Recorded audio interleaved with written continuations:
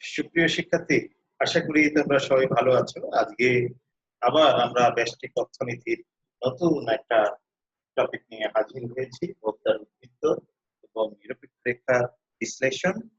তার আগে তোমাদেরকে আজকের ক্লাসে, আমাদের ব্যষ্টিক অর্থনীতির দ্বিতীয় ক্লাস, এই ক্লাসে জাতীয় বিশ্ববিদ্যালয়ে অনলাইন ক্লাসে তোমাদেরকে সবাইকে স্বাগত জানাই, শুভেচ্ছা জানাই, আন্তরিক অভিনন্দন জানাই। এই যে করোনাকালীন শিক্ষা কার্যক্রমে জাতীয় বিশ্ববিদ্যালয়ের যে উদ্যোগ অনলাইন ক্লাস, এই ক্লাসে যুক্ত হতে পেরে আমি আনন্দিত এবং গর্ববোধ করছি, এবং তোমাদের সাথে একটা যোগাযোগ হচ্ছে, কমিউনিকেশন ওয়ান ওয়ে, যদিও কমিউনিকেশন, তাও একটা যোগাযোগ হচ্ছে অনেকের সাথে, যে আমার ধারণা চিন্তাধারা সেগুলো তোমাদের জানাতে পারছি। তাহলে শিক্ষার্থী বন্ধুরা, আজকে আমরা ব্যষ্টিক অর্থনীতির 3 নম্বর ক্লাস, সেটা ভোক্তার উদ্বৃত্ত এবং নিরপেক্ষ রেখা বিশ্লেষণ, এই বিষয়গুলো নিয়ে আমরা আলোচনা করব। নতুন করে আমার পরিচয় দেওয়ার প্রয়োজন নেই, আমাকে অনেকেই চেনে গেছো, আমার পরিচয় স্ক্রিনেই আছে। আমরা আসি, তাহলে আমরা দেখি আমাদের আজকে আলোচনার ডালিটা কিভাবে সাজিয়েছি। আমাদের আলোচনার মধ্যে কি কি বিষয়বস্তু আছে সেগুলো আমরা দেখার চেষ্টা করি। আজকে আমরা আলোচনা পর শিক্ষার্থী তোমরা যে জিনিসগুলো জানতে পারবে, শিখতে পারবে, সে বিষয় হলো ভোক্তার উদ্বৃত্তের ধারণা বিশ্লেষণ করতে পারবে, বাজার ভারসাম্য বুঝতে পারবে, নিরপেক্ষ রেখা ও মানচিত্র ব্যাখ্যা করতে পারবে, নিরপেক্ষ রেখা বিশ্লেষণ করতে পারবে, নিরপেক্ষ রেখা ও মানচিত্রের মধ্যে পার্থক্য নির্ণয় করতে পারবে। আর কি পারবে? প্রান্তিক পরিবর্তনের হার, ঠিক আছে, মার্জিনাল প্রান্তিক পরিবর্তনের হার ব্যাখ্যা করতে পারবে। তাহলে আমরা এই নিয়ে আমরা প্রান্তিক যে পরিবর্তন তার হার জানতে পারবে। তাহলে আমরা এই বিষয় নিয়ে আমরা আস্তে আস্তে আগাই। তাহলে শিক্ষার্থী, আমরা প্রথমেই দেখি কনজিউমার সারপ্লাস, ভোক্তা উদ্বৃত্ত। তাহলে এই ধারণাটা কোথায় থেকে আসে আমরা সেটা আমরা দেখি।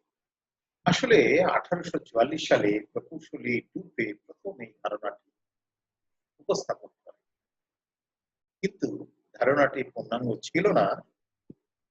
এর জন্য এর উপর আরো গবেষণা, পরীক্ষা নিরীক্ষা শুরু হয়। এই পরীক্ষা নিরীক্ষা শুরু হওয়ার প্রেক্ষিতেই 1890 সালে অধ্যাপক মার্শাল এই ধারণাটির পূর্ণাঙ্গ ব্যাখ্যা দেন। তিনি এই তত্ত্বের প্রবক্তা হিসেবে মনে করা হয়।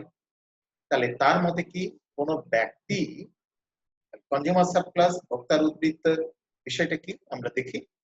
কোন ব্যক্তি কোন দ্রব্যের জন্য যে পরিমাণ দাম দিতে প্রস্তুত ছিল এবং প্রকৃতপক্ষে সে যে দাম দেয়, এই পার্থক্য হলো কনজিউমার সারপ্লাস বা ভোক্তার উদ্বৃত্ত। তার মানেটা কি শিক্ষার্থী বন্ধুরা? মূলত হলো, আমরা যেরকম একটা উদাহরণ বলি, আমরা বাজারে কেনা, ঈদে, পূজায়, বিভিন্ন উৎসবে বাজারে কোনো কিছু, ধরো একটা ড্রেস কিনতে গিয়েছি, সেই ড্রেস কেনার সময় আমার বাজেট আছে কত? ধরো যে আমি 1000 টাকার মধ্যে একটা শার্ট বা একটা জামা দিব, কোনো উপকরণ। আমার টার্গেট আছে কোনো একটা পণ্য দেখে আমি চিন্তা করছি এটা 1000 পর্যন্ত হলে আমি কিনবো। কিন্তু দেখা যাচ্ছে ওই জিনিসটা খরচ করার ইচ্ছা আছে 1000 টাকা পর্যন্ত, কিন্তু আমি ওইটা 800 টাকায় কিনি।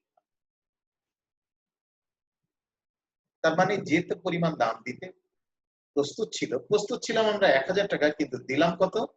800 টাকা। তাহলে 200 টাকা আমাদের সারপ্লাস। কথাটি বোঝা গেল? খুব ইজিলি, সহজেই বোঝা যায়। তাহলে সাধারণত আমরা যতটুকু দাম দিতে প্রস্তুত থাকি আর আসলে বাস্তবে যতটুকু দিই, সেইটাই হলো কনজিউমার সারপ্লাস। একটি চিত্র দেখো, এই চিত্রে এইটা কি? চাহিদা রেখা। তাহলে কোন ক্রেতা এই যে এইখান থেকে এই পর্যন্ত দাম দিতে প্রস্তুত, কিন্তু দাম বাজারে দিচ্ছে এখান থেকে এই পরিমাণ। তাহলে এইটুক আমরা কিনলো, তাহলে এই জায়গা। তাহলে শিক্ষার্থীরা তোমরা দেখো আসলে কনজিউমার সারপ্লাসে বিষয়টা আমরা এইরকম একটা বিষয়, আমরা একটু ডাইরেক্টে আসি।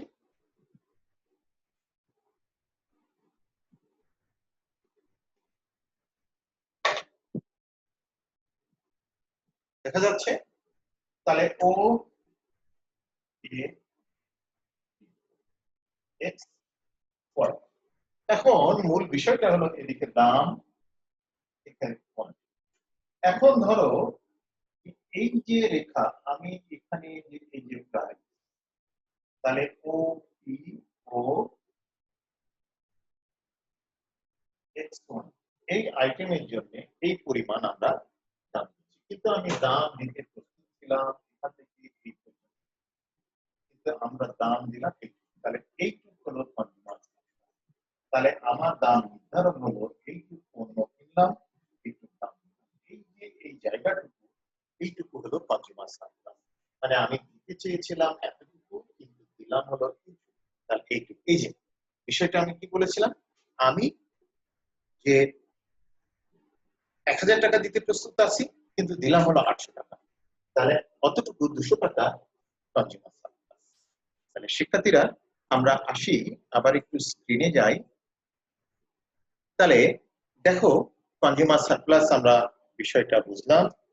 তাহলে এই যে এইটুকু জায়গা, এই যে এইটুকু জায়গা, এটা কনজিউমার সারপ্লাস। আমরা আসি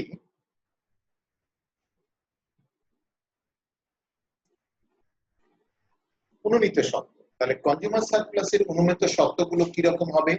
অর্থের প্রান্তিক উপযোগ স্থির। এই কনজিউমার সারপ্লাসে ভোক্তার উদ্বৃত্তের ক্ষেত্রে ধরা হয়, কি ধরা হয়? অর্থের প্রান্তিক উপযোগ স্থির থাকবে। আর কি হবে? বিবেচিত দ্রব্যটির কোনো পরিবর্তক বা পরিপূরক থাকবে না। এর কোনো পরিবর্তক নাই, মানে একটা পরিবর্তে আরেকটা ব্যবহার করা যায়, এইরকম থাকবে না, বা পরিপূরক থাকবে না। পরিপূরক দ্রব্য কি? মানে যেটা ছাড়া সে হয় না। যেরকম আমরা যারা চিনি দিয়ে চা খাই, তাহলে চায়ের সাথে চিনির সম্পর্ক, চা চিনি ছাড়া হবে না, বা চা ছাড়া হবে না। এরকম একটি হলো পরিপূরক। পেট্রোল আর গাড়ি, গাড়ি পেট্রোল ছাড়া চলবে না বা ডিজেল ছাড়া চলবে না, এটা পরিপূরক। উপযোগ পরিমাণগত দিক থেকে পরিমাপযোগ্য, পরিমাণগত, পর্যায়গত নয়, পরিমাণগত, মানে সংখ্যাত্মক প্রকাশ হতে হবে উপযোগ। ভোক্তার রুচি ও অভ্যাস স্থির, কিন্তু আসলে বাস্তবে সবসময় স্থির থাকে না। ধরে নেওয়া হয়েছে কনজিউমার সারপ্লাসে এই জিনিসগুলো থাকবে। এখন কনজিউমার সারপ্লাসে যে বিষয়, সেই বিষয়গুলোর মধ্যে দেখা যাচ্ছে কিরকম একটা টেবিল দেখি। এই টেবিলেই আমরা কিন্তু কনজিউমার সারপ্লাস বুঝতে পারি। তাহলে দেখো প্রথম ইউনিট অরেঞ্জ, আমরা যদি কমলা ব্যবহার করি, ইউটিলিটি হলো 30, উপযোগ, তার দাম হলো 10। 30 টাকার মতো উপযোগ পেয়েছি, আর আমরা দাম দিতে প্রস্তুত, দাম দিয়েছি 10 টাকা। তাহলে এটার মধ্যে বাদ দিলে থাকে 20 টাকা, আমরা কনজিউমার সারপ্লাস। 25 টাকা দ্বিতীয় ইউনিট নিয়েছি, আমরা বলবো না 30 টাকা তো, এটা উপযোগ কমতে থাকবে, 10 টাকা দিয়ে নিয়েছি, কিন্তু উপযোগ পেয়েছি 25 টাকার সমতুল্য, 15 টাকা। পরে কি 20 ইউনিট, 20 টাকার মতো উপযোগ, 10 টাকা দিয়ে নিয়েছি, 10 টাকা। পরেরটা 10 টাকা দিয়ে নিয়েছি, 10 টাকার সমান উপযোগ, মানে 0। তাহলে উপযোগ যেহেতু একই ইউনিট বারবার ব্যবহার করলে কমে যায়, ক্রমশ প্রান্তিক উপযোগ বিধিতে আমরা দেখেছি, মনে আছে আমাদের নিশ্চয়ই। তাহলে 4টা আইটেমের জন্য তাহলে কি হলো, আমরা টোটাল উপযোগ পেলাম 85, আর আমাদের মার্কেট প্রাইস আমরা 4.40, আমরা 85 থেকে 40 বাদ দিলে 45 কনজিউমার সারপ্লাস। তাহলে কনজিউমার সারপ্লাসে তাহলে আমরা যদি সূত্র ব্যবহার করি, তাহলে কি টিইউ, টোটাল ইউটিলিটি, স্ক্রিনে দেখো, মাইনাস প্রাইস, প্রাইস হলো 10, আর পারচেজ ইউনিট 4 ইউনিট, 4.40। তাহলে 40 85 এর মধ্যে বাদ দিলে 45। তাহলে আমরা এই টেবিল থেকে কনজিউমার সারপ্লাস আমরা বের করলাম। এখন আসি, এখন কনজিউমার সারপ্লাস স্লাইডলি হিজিবিজি দেখে, অনেক কিছু লেখা দেখে বিভ্রান্ত হওয়ার কোনো দরকার নেই, আমি বলছি তোমরা মন দিয়ে শোনো, তাহলে বিষয়টা ক্লিয়ার হয়ে যাবে। তাহলে কনজিউমার সারপ্লাস তো আমরা বুঝেছি, কিন্তু আমরা তাহলে এই যে মার্কেট ইকুইলিব্রিয়াম হবে কি করে, ভারসাম্য হবে কি করে, সেইটা বোঝার জন্য আমরা একটা জিনিস কনজিউমার সারপ্লাসের সাথে প্রোডিউসার সারপ্লাস আমাদের জানতে হবে। আমরা বোর্ডে চলে আসি শিক্ষার্থীরা। তাহলে এই যে দেখো এখানে একটা জিনিস তোমাদের দেখা দরকার। দেখো এরকম ও বোঝা হচ্ছে ও এক্স ও ওয়াই, ঠিক আছে। এখন এই অক্ষ, এখন আমার যোগান, ঠিক আছে, এরকম হতে পারে চাহিদা যোগান ও এস, সাপ্লাই যোগান রেখা, আর এ ডি ডিমান্ড রেখা। তাহলে চাহিদা রেখা আস্তে আস্তে নিচে ক্রমহ্রাসমান উপযোগ বিধি আমরা পড়েছি, সে মোতাবেক কি হয়, চাহিদা রেখা আস্তে আস্তে নিচের দিকে নামে, আর যোগান রেখা উপর দিকে উঠে। যোগান চ্যাপ্টারে আমরা পড়বো, জেনে রাখো যোগান রেখা 0। তাহলে এখন ব্যাপারটা হলো ভারসাম্য কোথায় হবে, যে যেখানে চাহিদা এবং যোগান সেট করে, এই জায়গাতে সেট করে। তাহলে এটা যদি আমরা একটা ই নাম দিই, ই বিন্দু, তাহলে এই বিন্দুতে ভারসাম্য নির্ধারণ, তাহলে তার মানে আমার দাম নির্ধারণ হবে ও পি, ও পি, এদিকে দাম, এদিকে পরিমাণ, পরিমাণ দেখা যাচ্ছে, পরিমাণ, পরিমাণ, পরিমাণ। এখন মূল বিষয়টা হলো কি, তাহলে কনজিউমার সারপ্লাসটা কোনটা, এখন আমি এই পরিমাণ ও কিউ পরিমাণের পণ্যের জন্য আমি দাম দিতে প্রস্তুত ছিলাম ও এ পরিমাণ, কিন্তু আমার দাম গেল হলো ও পি। তাহলে দাম দিতে প্রস্তুত ছিলাম ও এ পরিমাণ, কিন্তু দিলাম ও পি পরিমাণ। তাহলে এইখান থেকে যে এইটা হলো কনজিউমার সারপ্লাস, ভোক্তার, ভোক্তার উদ্বৃত্ত, এটা ভোক্তার উদ্বৃত্ত। আর প্রোডিউসার সারপ্লাসটা কি, এটা বোঝার দরকার, না হলে ভারসাম্য নির্ধারণ হবে। প্রোডিউসার সারপ্লাস হলো যারা উৎপাদন করে, উৎপাদক যারা, যারা যে দামে বিক্রি করতে প্রস্তুত ছিল তার চেয়ে যদি বেশি দাম পায়, তাহলে যতটুকু বেশি দাম পেল সেটা হলো প্রোডিউসার সারপ্লাস। তাহলে এখানে জিরো, এখানে দেওয়ার কথা ছিল এই লাইন বরাবর, তার মানে এইটুক দেওয়ার কথা ছিল, দাম নির্ধারণ হলো এই পরিমাণ, ও পরিমাণ এই, এখানে হলো এইটুকু পরিমাণ। তাহলে এই যে এইটা হলো, এই অংশটুকু হলো প্রোডিউসার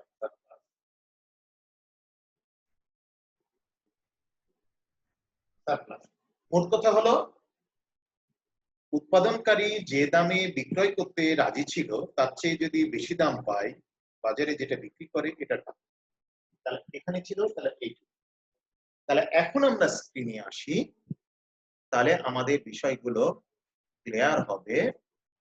তাহলে শিক্ষার্থীরা এখন দেখো মূল বিষয়টা হলো, আমরা যে চিত্রটা দেখেছিলাম, এই যে দেখো এখানে কি বলেছিলাম, এস সাপ্লাই, এটা ডিমান্ড।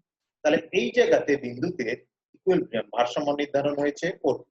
তাহলে এই যে এইটুকু পরিমাণ, এই যে দেখাচ্ছি এইটুকু পরিমাণ কনজিউমার সারপ্লাস, আর এইটুকু হলো প্রোডিউসার সারপ্লাস। তাহলে এই কনজিউমার সারপ্লাস এবং প্রোডিউসার সারপ্লাস হিসাব করব কি করে, তাহলে দেখো এখানে ক্যালকুলেশন আছে, আমরা 10 ইউনিট, 10 গুণ, আমরা দিতে চাইছিলাম 5 টাকা পর্যন্ত প্রস্তুত ছিলাম, 2 টাকা দিয়েছি, আর আমরা ভাগ 2, মানে এই 2 আমরা যে 2 টাকা দিলাম, তাহলে 15, 15 হলো আমাদের কনজিউমার সারপ্লাস। আর প্রোডিউসার সারপ্লাস আমরা 10 ইউনিট গুণ 2 মাইনাস 5, তাহলে 5 পর্যন্ত আমরা 0.5 টাকা পর্যন্ত আমি দিতে চাই, 50 পয়সায় দিতে চেয়েছিলাম, মানে 50 সেন্ট এইতে আমি দিতে প্রস্তুত ছিলাম, কিন্তু আমি 2 টাকায় দিয়েছি। তাহলে এইটা কি হলো, তাহলে তার মানে এই যে এটার পার্থক্য যে তাহলে এই কনজিউমার সারপ্লাস এবং প্রোডিউসার সারপ্লাস এই দুটো যদি যোগ করি তাহলে টোটাল ওয়েলফেয়ার। তার মানে এই যে এই অংশটুকু টোটাল ওয়েলফেয়ার। প্রডিউসারের হলো কি 0.50 পয়সা বা সেন্টে দিতে রাজি ছিল, কিন্তু দিয়েছে 2 টাকা, তাহলে 1.5 টাকা তার সারপ্লাস হয়েছে। এখানে হয়েছে কি 5 টাকা দিতে রাজি ছিলাম, পেয়েছি 2 টাকা, তাহলে 3 টাকা আমার সারপ্লাস হয়েছে। তাহলে এই টোটাল মিলে ওয়েলফেয়ার। তাহলে এই দুটা রেখা, চাহিদা এবং যোগান রেখা যেখানে ছেদ করে সেখানে ভারসাম্য বিন্দু, সেটা মার্কেট প্রাইস নির্ধারণ হয়। ক্লিয়ার?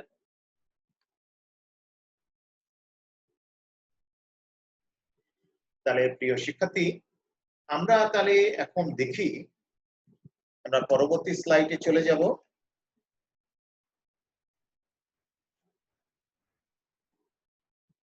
এখন সমালোচনা।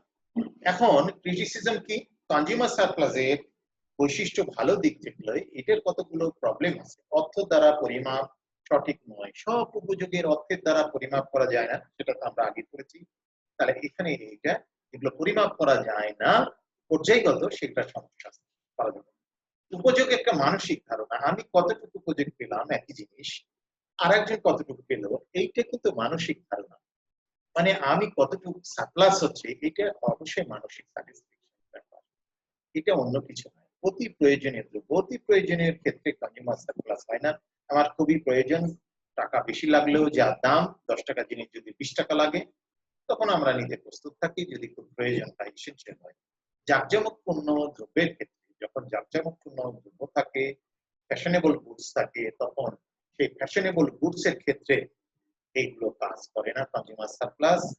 পরিবর্তক এবং পরিপূরক দ্রব্যের ক্ষেত্রে আমরা বলেছি, পরিবর্তক পরিপূরক দ্রব্যের ক্ষেত্রে কনজিউমার সারপ্লাস থাকে না। তখন অতি প্রয়োজনীয় দ্রব্যের ক্ষেত্রেও এটা কাজ করে না। অতি প্রয়োজন আমার লাগবেই। রুচি এবং অভ্যাস, রুচি এবং অভ্যাস এর ক্ষেত্রে তাদের নিড, এটা তখন তাদের কি হয়, কনজিউমার সারপ্লাস খুঁজে পাওয়া যায় না। অতি মূল্যবান দ্রব্য, অনেক মূল্যবান যদি দ্রব্য হয়, তাহলে কম টাকায় দেওয়া হয় না, বরং আরো বেশি টাকায় সেখানে সারপ্লাস আসে।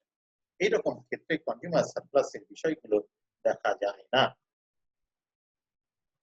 গুরুত্ব, কনজিউমার সারপ্লাসের গুরুত্ব, ভোক্তার উদ্বৃত্তের গুরুত্ব কি?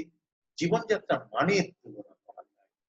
কনজিউমার সারপ্লাসে একটা জিনিস বোঝা যায়, আমার লেভেল, স্ট্যান্ডার্ড অফ লিভিং, একজনের জীবনযাত্রার সাথে আরেকজনের জীবনযাত্রার যে পার্থক্য, এই পার্থক্য লেভেল বোঝার জন্য এক্সাক্ট পরিমাপ করা না গেলেও লেভেলটা বোঝা যায় যে কোথায়। সেই জন্য কনজিউমার সারপ্লাসের দরকার হয় বৈদেশিক বাণিজ্যের ক্ষেত্রে।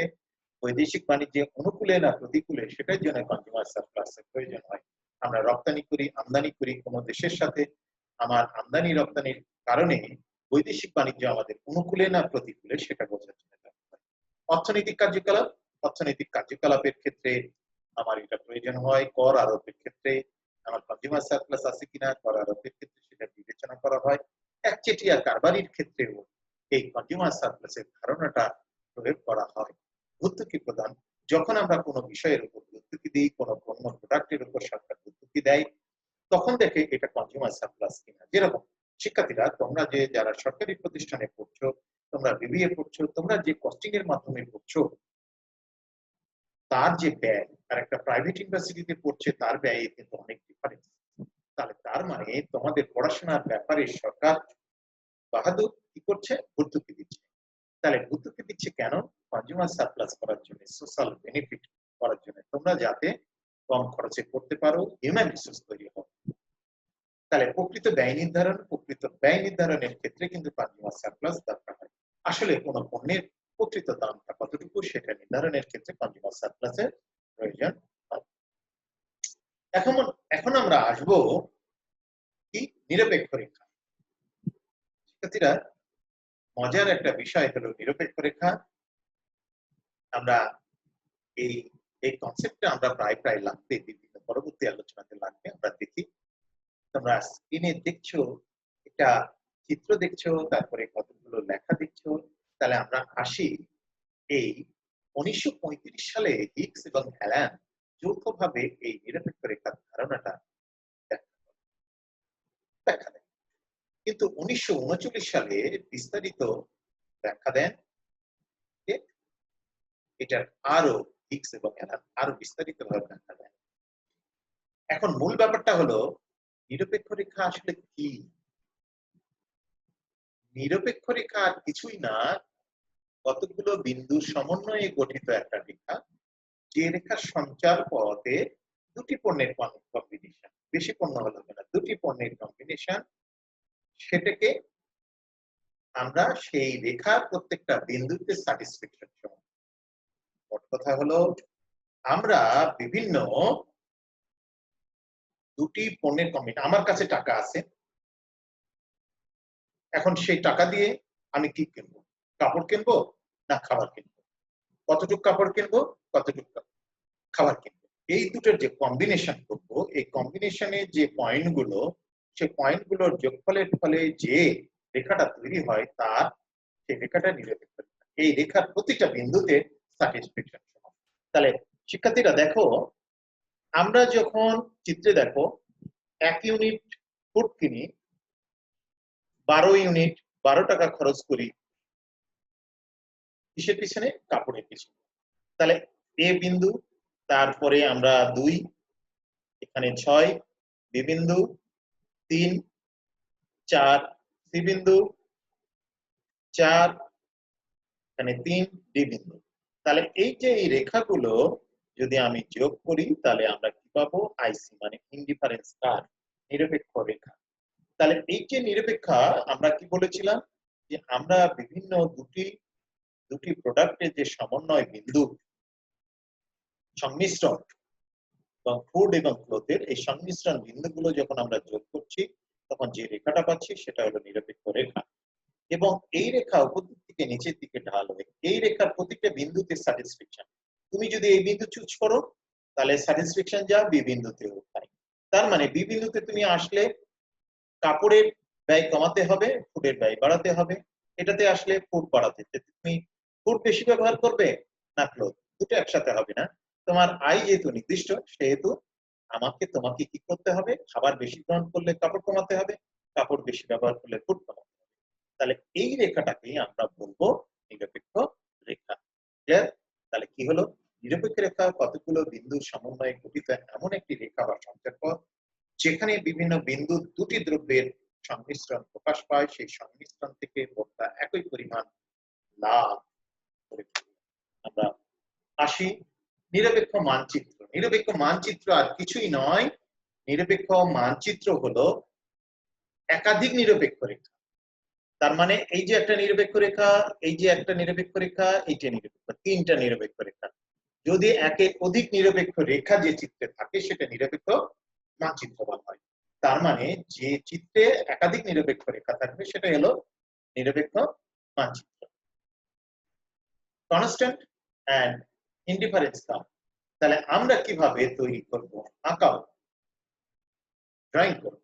তার মানে হলো আমরা কিভাবে নিরপেক্ষ রেখা অঙ্কন করব। যদি বলে, এটাও অনেক সময় পড়ে, একটা নিরপেক্ষ রেখার সূচি থেকে বা নিরপেক্ষ রেখা অঙ্কন, তাহলে আমরা কি করব? এইরকম একটা সফট তৈরি করব। দেখো কম্বিনেশন, এই কম্বিনেশনে কি? ফুড 1 ইউনিট, ক্লথ 12 ইউনিট, আর বি ইউনিট 2 ফুট 6, সি এর কি হলো 3, 4। এটা বাড়ছে, তাহলে এটা কমছে ডি। তাহলে সেটাকেই এখানে আমরা পয়েন্টে করলাম। ঠিক আছে? তাহলে এইটা আমরা কিভাবে করব, আমরা একটু তোমাদের দেখাই। তাহলে মূল ব্যাপারটা হলো,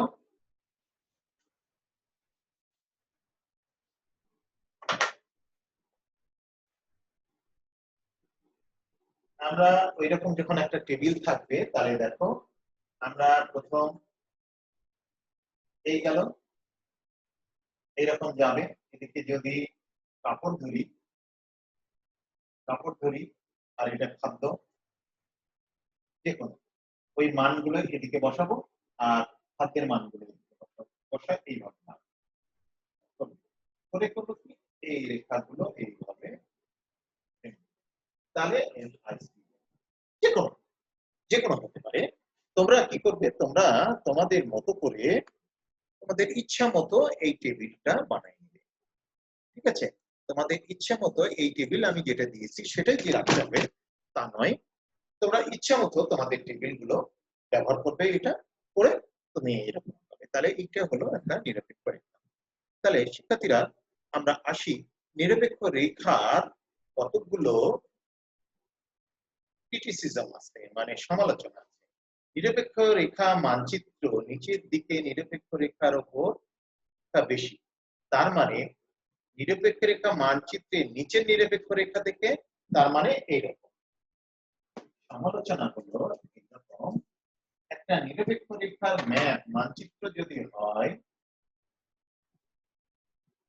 এরকম, যদি হয় তাহলে এই নিরপেক্ষ রেখা IC1, IC2, IC3, তাহলে দেখা যাচ্ছে আমার এই নিরপেক্ষ রেখার এইটা চেয়ে এটা ভালো অবস্থানে, এটা ভালো অবস্থানে। সেটা বলছে নিরপেক্ষ মানচিত্রে নিচে নিরপেক্ষ রেখা থেকে উপরে নিরপেক্ষ রেখা তৃতীয়। তারপরে দুটি নিরপেক্ষ রেখা কখনো পরস্পর ছেদ করে না। এই যে নিরপেক্ষ রেখা কখনো পরস্পর ছেদ করবে না, পরস্পর কখনোই ছেদ করবে না, মানে এইরকম হবে না, এইরকম হবে না। যদি এইরকম হয়, এইরকম ছেদ কখনো করবে না। নিরপেক্ষ রেখা বাম দিক থেকে ডান দিকে নিম্নগামী। তাহলে নিরপেক্ষ রেখা কিরকম আমরা দেখছি, এই যে বাম দিক থেকে ডান দিকে নিম্নগামী, বাম দিক থেকে ডান দিকে নিম্নগামী, এরকম হবে। নিরপেক্ষ রেখা মূল বিন্দুর দিকে উত্তল, এই যে মূল বিন্দুর দিকে উত্তল, এই যে তার মানে এই দিক থেকে মূল বিন্দুর দিকে মুখ করে আছে, এটাকে বলা হয় উত্তল। নিরপেক্ষ রেখা কখনো অক্ষকে স্পর্শ করে না, এই যে ও এক্স অক্ষ আর ও ওয়াই অক্ষ, এটাকেও স্পর্শ করবে না, এই জায়গাতেও স্পর্শ করবে না, এই জায়গাতে কখনোই নিরপেক্ষ রেখা স্পর্শ করে না। মানে দুটা পণ্যের যেহেতু কম্বিনেশন, সেখানে এই জন্য এটা স্পর্শ করবে না। স্পর্শ করলে একটা প্রোডাক্ট গ্রহণ করলো, তাহলে সেটা হবে না। নিরপেক্ষ রেখার ঢাল রেখাটি উপরে বেশি নিচে কম, নিরপেক্ষ রেখার ঢাল উপরে বেশি নিচে আস্তে আস্তে কম, উপরে খাড়াভাবে আসে নিচের দিকে। তাহলে এই হলো সমালোচনা। তাহলে তোমরা বুঝতে পারলে নিরপেক্ষ রেখার বিষয়গুলো কি ছিল। এখন স্লপ, নিরপেক্ষ রেখার কোন বিন্দুতে যদি আমরা স্লপ নির্ণয় করতে চাই তাহলে কি করব, স্ট্রেট লাইন স্লপের ক্ষেত্রে তাহলে ওই বিন্দুতে স্পর্শক আঁকতে হবে। দেখো এ বি, তাহলে কিরকম, এটার যদি আমরা করি তাহলে দেখো কিরকম হয়।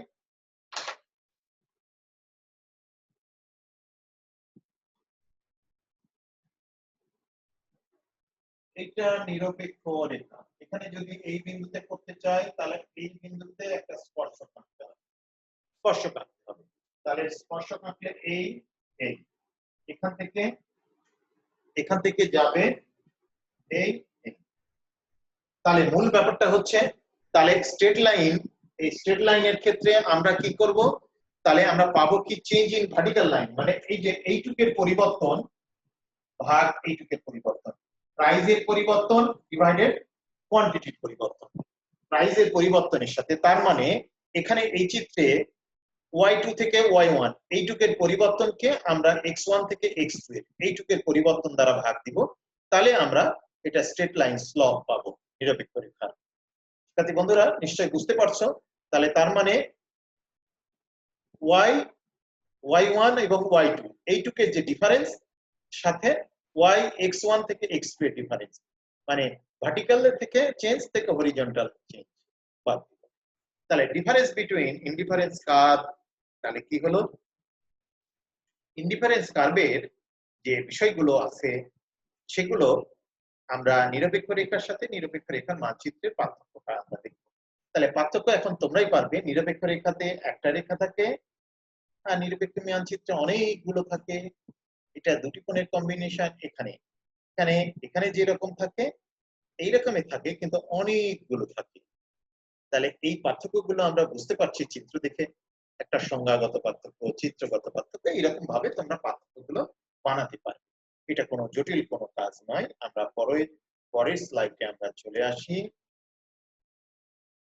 শিক্ষার্থীরা তোমরা বুঝতে পারছো নিরপেক্ষ রেখা এবং মানচিত্র যেভাবে আমরা পড়াইছিলাম, চিত্র দেখে বুঝতে পারছো আমরা এখন পার্থক্য লিখতে পারবো। প্রিয় শিক্ষার্থী বন্ধুরা, এখন মূল বিষয়টা হলো এইটা দিয়ে প্রান্তিক পরিবর্তনের হার, মার্জিনাল ইউটিলিটি। মার্জিনাল ইউটিলিটি যেটা পরিবর্তনের হার, সেটা দেখো আমরা কেমন করে একটা নিরপেক্ষ রেখার পরিবর্তনের মার্জিনাল ইউটিলিটির হার হলো change in Y divided change in X. তার মানে ওয়াই অক্ষের পরিবর্তন সাথে এক্স অক্ষের পরিবর্তন দিয়ে ভাগ। তাহলে এই যে দেখো এই চিত্রটা কেমন, এই চিত্রটা দেখলে তোমরা বুঝতে পারবে এটা একটা নিরপেক্ষ রেখা, আইসি রেখা।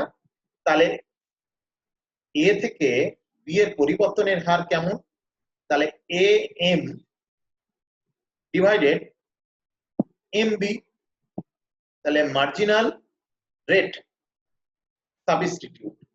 মানে তাহলে আমি যদি এই জায়গাতে কাপড় ছেড়ে দিই তাহলে আমি কতটুকু ফুট পাবো। তাহলে আমার কাপড়ের পরিবর্তনের সাথে ফুটের পরিবর্তন, এখানে পরিবর্তন একরকম হতে পারে, এখানে একরকম হতে পারে। আমরা শিক্ষার্থীরা আমরা আসি, দেখো একটা চিত্রে আসি, তাহলে আমরা ব্যাপারটা বুঝতে পারবো।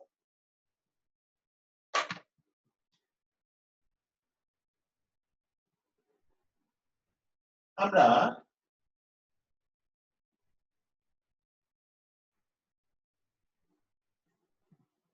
একটা ধরো নিরপেক্ষ আইসি ও এক্স ও ওয়াই, ঠিক আছে, নিরপেক্ষ রেখা। এখন এ বি সি এটা বিন্দু। এখন ঘটনা হচ্ছে এখানকার থেকে এখানে পরিবর্তন ঢাল, এখানে ধরো কাপড় কাপড় আর এখানে হলো ধাতু, এটা দিয়ে দিই। তাহলে এখন মূল বিষয়টা হলো এখান থেকে যে ঢাল পরিবর্তনের হার marginal utility M R S, marginal utility substitute, এখানে কতটুকু কাপড় ছাড় দিয়ে আমরা কতটুকু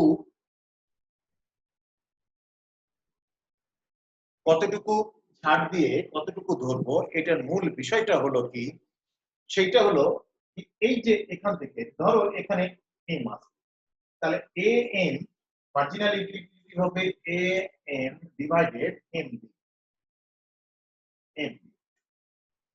তার মানে এইটুকের পরিবর্তন ডিভাইডেড এইটুকের পরিবর্তন, এইটুকের পরিবর্তন দিয়ে এইখানে যদি আমরা করি, এইখানে আসে, তাহলে সব জায়গাতে একরকম নাও থাকতে পারে পরিবর্তনের হার সব সময়।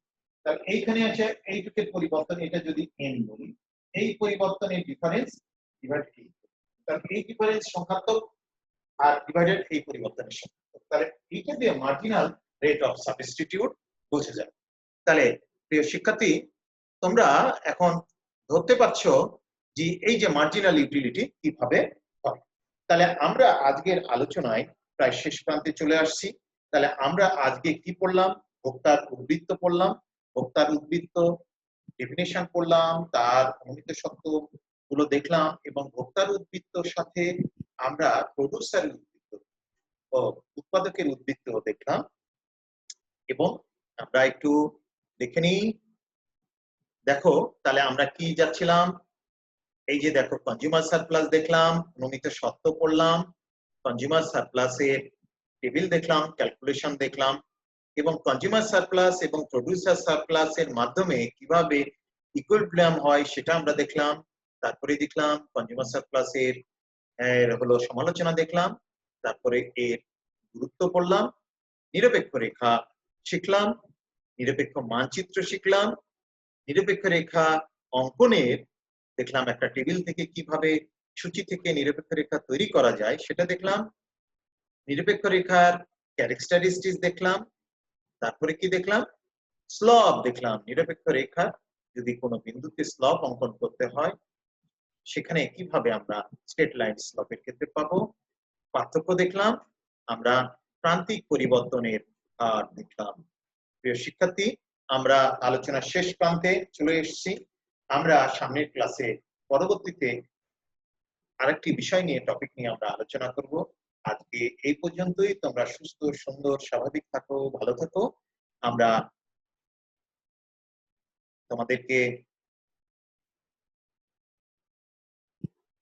তোমাদেরকে ধন্যবাদ জানাই, শেষ ধন্যবাদ তোমাদেরকে এই কষ্ট সহকারে ক্লাসগুলো দেখছো আর করছো। তবে তোমাদের কাছে যে বইগুলো আছে বাংলা বা ইংরেজি মাধ্যম, যে মাধ্যমেই পড়ো সে বইগুলো যে এই আলোচনার পর দেখবে। যেহেতু আমাদের টাইম কম, এই জন্য অনেক আলোচনায় আমাদেরকে শর্টকাট করতে হচ্ছে, তাই খুব বিস্তারিত আমরা যেতে পারছি না, মূল কোর আলোচনাগুলোই থাকছি। তোমাদেরকে ধন্যবাদ পরের টপিক নিয়ে আলোচনা করার জন্য। পরের ক্লাসের জন্য আগাম তোমাদেরকে আমন্ত্রণ জানাচ্ছি।